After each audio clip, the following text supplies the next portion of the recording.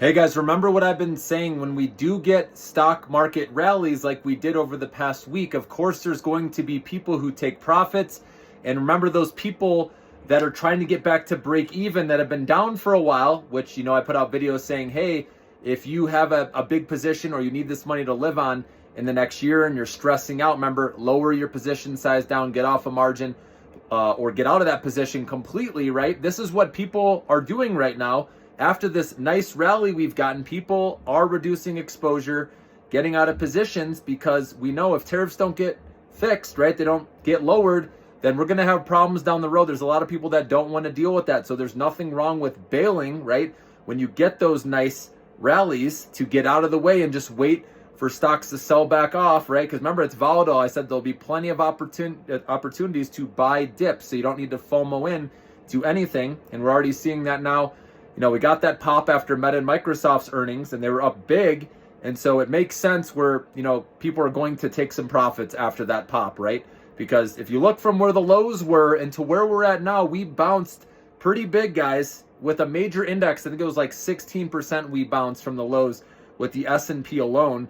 And so that's reason for people to profit take, guys. And like I said, people are going to get out of their positions. We're just waiting to get back to break even or close to it.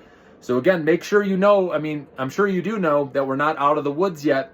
So if you need this money to live on, then make sure you lower that down or get out of it, okay? Because we could easily go lower. We already saw after, Apple's earnings, their China sales weren't good. Everything else beat, but they don't provide guidance either. But China is not good there, okay? And then Amazon, they had decent earnings, but I guess their AWS cloud slightly missed, so investors weren't happy with that. It was rebounding a little bit in after hours, but wouldn't surprise me if it rolls back over, because again, from the lows, these bounced up pretty nice. So the moral of the story is you just have to expect that after healthy rallies like we've seen, you're going to get profit taking, you're going to get people getting out of position. So you have to be willing to either, know if you're a short-term or a long-term investor, right? If you're long, then you just have to weather the storm like we've talked about, just like with the Millionaire Maker stock portfolio, right? It's going to be a lot of turmoil, volatility that we got to get through to see the other side, okay? But short-term account, right? Nothing wrong with getting out of the way, right? If you are trying to buy after this 6-day rally we've had,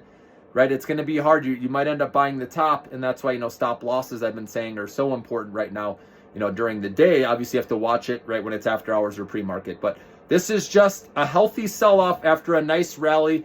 But like I said, we're not out of the woods yet. We still have to clear through. We have the big jobs report tomorrow as well. And so that's why some people are exiting their positions before that too. So that was another thing I wanted to mention. So it's going to be choppy, guys. It's not going to be an easy market. So short term, keep sticking to, remember, RSI, when it's 30 or less oversold, selling, taking your money while you have it, move on to the next good trade setup. And then otherwise, it's just, we've already bought in dollar cost average when stocks were low in the Millionaire Maker portfolio. But there are good opportunities.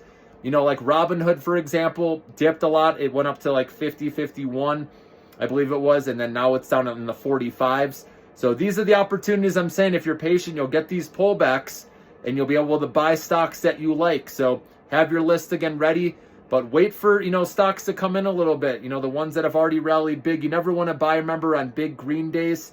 You want to buy when you get some sort of pullback. My favorite time to buy is on red days.